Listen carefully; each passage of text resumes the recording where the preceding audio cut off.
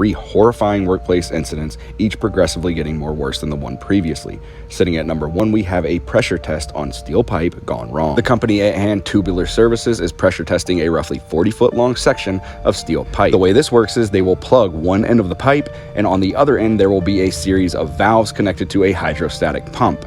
This pump will then force water into the pipeline, increasing the pressure over time until it gets to its testing pressure. It will then have to hold this for a period of 2 hours. At some point during this time period, an employee enters the area in which the plug is located. It was at this time that the plug failed, shooting off into the distance, sending the pipe whipping around to the side, striking the employee, killing him on impact. Official cause of death: blunt force trauma. Coming in at number 2, a couple of individuals working for Higby Salva LP are conducting maintenance on an escalator. There is one employee under the panel in the bottom, while another employee is conducting electrical testing up top. Throughout this process, there was very little communication between the two coworkers, and at some point, the man up top energizes the system, turning it on, crushing the man below. Official cause of death: blunt force trauma. I'm about to share with you a workplace accident that is so horrifying, the media will not touch on it. The incident is still under investigation, and the OSHA report is probably the most horrifying thing I have ever read. In January of this year, 3 employees working for Southeast Grinding Inc., based out of South Carolina, are having some issues with a debaler.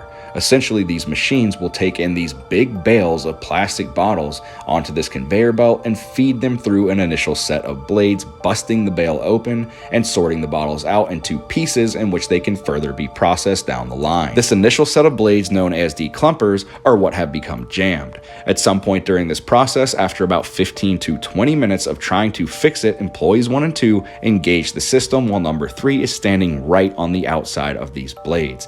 His pant leg is then caught in one of the blades, and he is sucked halfway into them where he is pinned, and the system continues to run. Employees 1 and 2 begin to hear horrifying screams coming from below. They run as fast as they can to make it to the kill switch, but by the time they got there, it will be too late. The man was declared deceased on scene. Keep in mind, this is OSHA's initial report. No further information has been given, and the incident is still under investigation.